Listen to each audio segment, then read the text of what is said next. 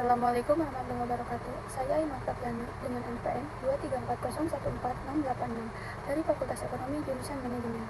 Saya di sini akan membahas kedudukan dan fungsi bahasa Indonesia yang diambil dari materi kedua yang sudah pernah disampaikan, yaitu tentang keterampilan berbahasa. Keterampilan berbahasa adalah kemampuan dan kecakapan menggunakan bahasa yang dapat meliputi mendengarkan, menyimak atau berbicara, membaca, dan menulis.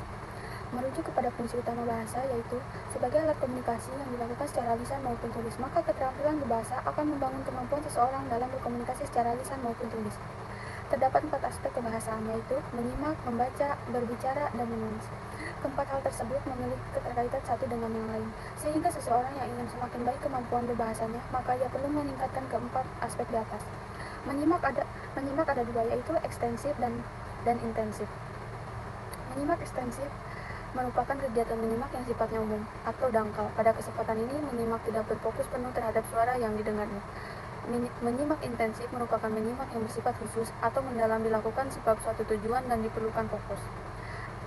Dalam menyimak ekstensif, ada beberapa macamnya. Saya ambil 2 contoh, yaitu yang pertama, ragam sosial.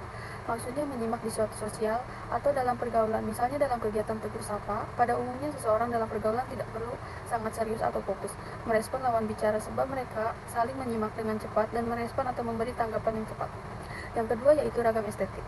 Maksudnya menyimak untuk keperluan hiburan, di mana ragam ini juga melibatkan beberapa sumber suara, misalnya menyimak suara musik di radio sambil mendengarkan suara televisi. Sedangkan dalam menyimak intensif, ada beberapa macamnya. Saya ambil 2 contoh, yaitu yang pertama, ragam kritis. Maksudnya menyimak secara teliti untuk menemukan kesalahan atau kekeliruan pembicara.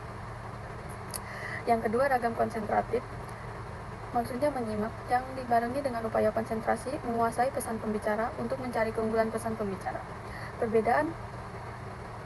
Perbedaan mencolok dari kedua aspek yang saya ambil ini dalam keterampilan berbahasa, diantaranya menyimak dan berbicara, melibatkan pembicara dan pendengar. Membaca dan menulis, melibatkan penulis dan pembaca. Kesamaannya ialah ada pesan yang disampaikan dan adanya media. Sebagai bahasa Indonesia, sepatutnya kita bangga dengan penggunaan bahasa Indonesia yang menjadi bahasa pemersatu. Dengan bahasa Indonesia pula kita dapat berkomunikasi dengan seseorang yang berbeda kebudayaan maupun berbeda daerah. Ayo gunakan bahasa Indonesia sebaik-baik. Jika bukan kita, siapa lagi yang akan melestarikan bahasa Indonesia? Jadi, materi yang dapat saya sampaikan tentang kedudukan dan fungsi bahasa Indonesia mengenai keterampilan berbahasa yang pernah dibahas sebelumnya. Dengan itu saya aturkan terima kasih. Wassalamualaikum warahmatullahi wabarakatuh.